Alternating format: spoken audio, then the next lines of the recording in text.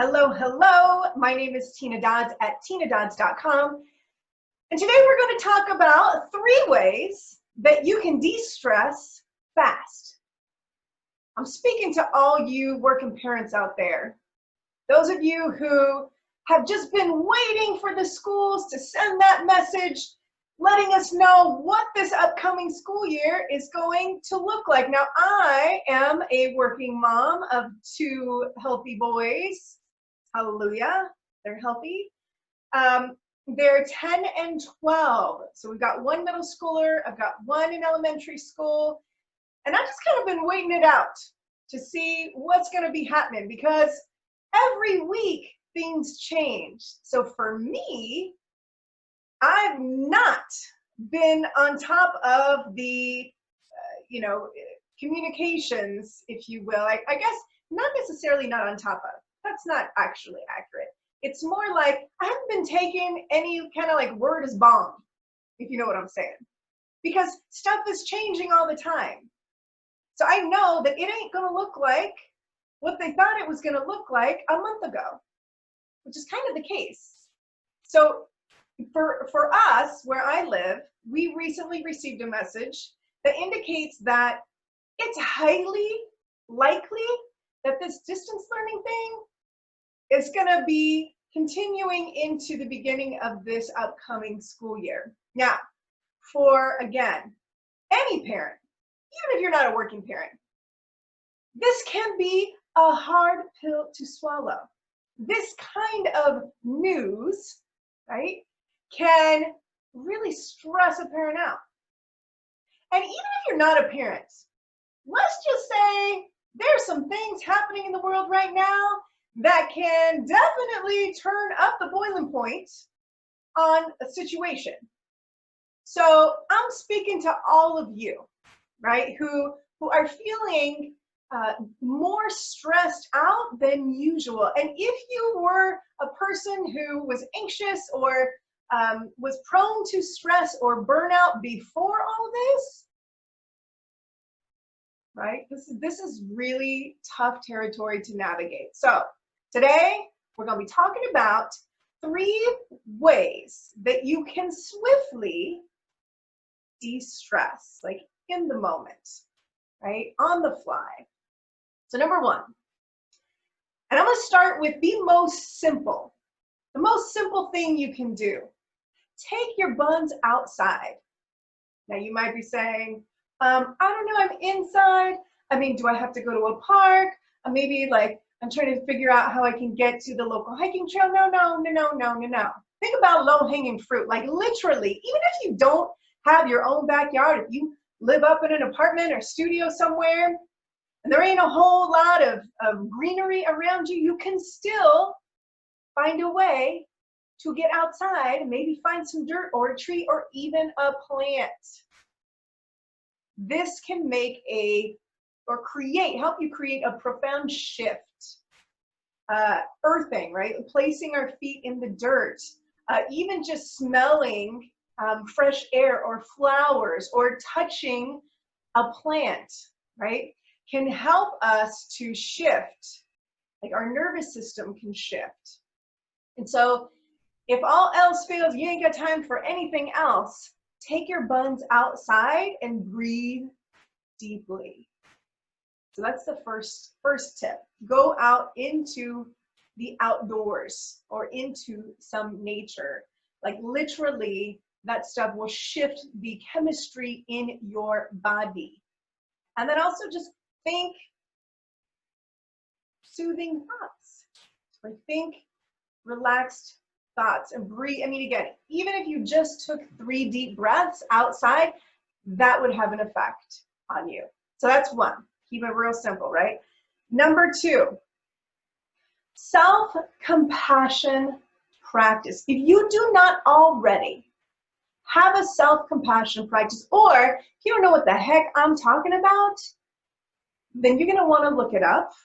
Or better yet, you can even just email me at tina@tinadodds.com, and I will send you an audio of a self-compassion practice that takes maybe 5 minutes that you can go to that will help you to shift out of that whole stress response, right? Almost like, you know, when I experience stress, and I'm a anxious, right, and a very a person who's prone to burnout. When I picked up several years ago the self-compassion practice, which I now activate on the fly all the time, it really changed my life. So it's very simple. And you can even just start by, one, acknowledging what's coming up for you. Like, what is this? Tar Brock, who is a meditation teacher, she's a psychologist. She's got a really awesome podcast that you can connect to. She has a process called RAIN. And the R stands for recognize. So noticing what's coming up. Like, what are the feelings that's coming? What are the sensations in your body? Like, are you pissed?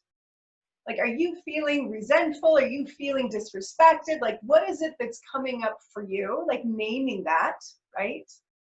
A is allow. Like, just instead of trying to make it go away, trying to pull it out by its roots, you know, instead of going like, this is bad and it should not be here, do the opposite of that, which is allow, right? Like, that which we resist persists.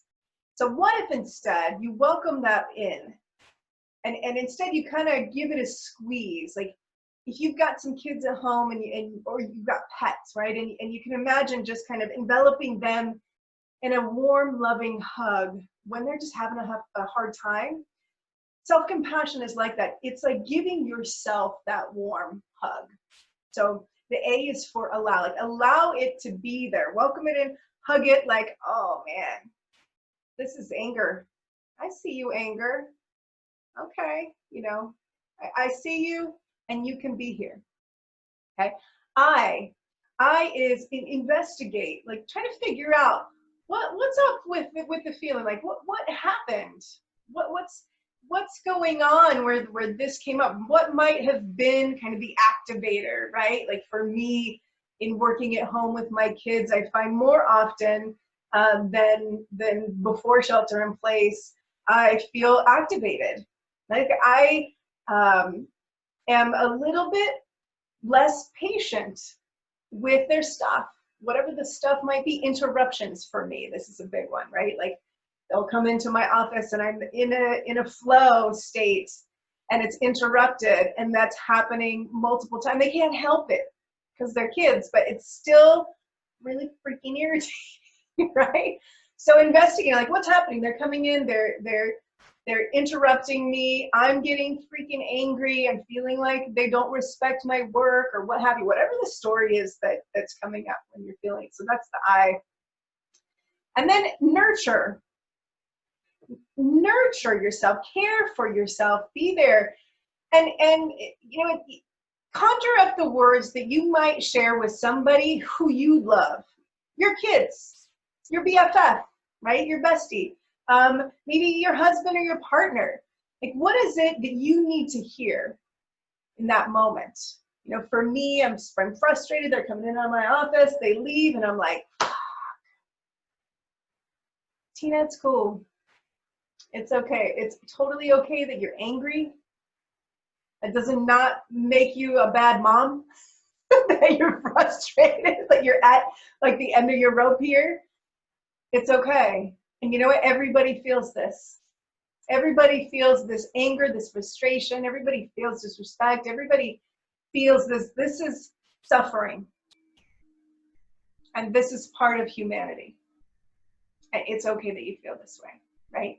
And then kind of giving yourself a squeeze. And sometimes I'm putting my hand on my chest, because for me, it can be helpful to touch myself, right? To offer myself care. Like, in my heart space, maybe that's in your throat, like you're feeling kind of congested in your throat or tight in your throat, and you can just kind of soothe yourself. Or maybe that's just kind of like a rub, or a rub on your thigh, or whatever it is that feels good to you, on your belly, right? Maybe on your face, like kind of giving yourself a warm caress, like, oh honey, oh sweet amazingness.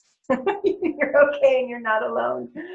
Right, so offering yourself self-care, that's the second one. So we've got one is go out in nature, go outdoors. 2, offer yourself some self-compassion, which can be huge in shifting your, regulating your emotions. And then 3, journal. Like when I've got this whole, like, am I really activated and I've got like a whole story going on in my head and I'm pissed, or I'm really, really upset, and I'm very empathic, and with all that's going on in the world, I feel things. I feel them, and it feels like I can feel them like other people feel them, right? So if you're like me and you're a highly sensitive person and things affect you, it can be helpful, you know, when you're feeling overwhelmed, or again, if you're activated into you know, despair or hopelessness or you know, anger or fear, right? Uncertainty, all of those pieces. And we could start catastrophizing, like worst case scenarios, and everybody's out to get you, or nobody understands you. You know, this is also common humanity. And so we can whip out our journal. We can whip out even like a spiral notebook. I can even rip out my phone. Sometimes, like if I'm out and about, I'll click into my notes and I'll start typing. I think the best way to do this is actually with a pen and paper. There's something about putting your pen to paper that is just like an added layer there. But you know, in the absence of that, use whatever tools you got at your disposal. But journal, it's almost like you're vomiting out onto the page, and it don't have to make sense. You don't have to like read that later and have it actually make sense. In fact, many of my ramblings, I just tear up and throw away for fear somebody might see them and think I'm a freaking crazy person. So if that's like, just it's like stream of consciousness. You're just writing whatever comes to mind. Maybe it's pictures, you know, visions of images or what have you, scribbles, or just words, whatever it is that's coming to your mind, just write it all out, like get it all out. You know, I host a book club and self-care experience. And right now in the book that we're in, our conversation is one of the chapters anyways, that we're gonna be talking about this week is called Vinegar and Oil. And Shauna Nyquist is the author. And in that chapter, she talks about pouring out all the vinegar, right? If you've got a cruet of a salad dressing, right? And the vinegar is all on the top, and the oil is all kind of sitting at the bottom. You can see it separated, right? And what comes out first when you don't shake it up is all that vinegar, right? So as you're journaling, you're pouring out all of that vinegar, which is all just kind of like the that's stuck in your head. And when we do that, we find our way to the luscious, flavorful oil underneath. But that vinegar, it's got to come out first. So in journaling, we're pouring out that vinegar so that we can then begin to tap into the oil underneath. Does that make sense? I thought that was such a beautiful metaphor. So journaling can be a great way to express yourself and to let go, right, of what is consuming your thoughts, and make way for greater levels of ease. And again, it can be a way to regulate yourself so that you're not feeling like, I experience it sometimes like I'm a live wire, like I just feel like freaking plug me into something. I can freaking power a big old windmill because I just got so much electricity inside of me. Yeah. All right, so that is 3 ways that you can swiftly de-stress. Let's review. 1, go out in nature, go outside, even if it's just for a few minutes. Take some deep breaths, maybe touch a plant, smell a flower. Any of that will help to shift your body chemistry. 2 is self-compassion practice, right? Treating yourself like you would someone you love immensely. Like, what is it that's coming up? Identifying your feelings, allowing them to be there, you know, nurturing yourself, right? What is it that you need to hear in that moment to make yourself feel safe, to make yourself feel loved, because you are unconditionally, And then the third thing is journaling. Write that shit down. Whatever it is that you've got buzzing in your head, take a moment. And let me tell you, this pays off in dividends. When you take a moment, even if it's just 3 minutes, to do kind of like a brain dump, to pour out all that vinegar, right? So that you can get down towards the oil, even if you don't completely touch it, right? Even if your finger's not poking it, you get closer to that which is safety and ease and comfort and unconditional loving. I hope that was helpful. If it was, give me a thumbs up, subscribe below, and I look forward to sharing more with you real soon. Big love, big hugs. See you next time.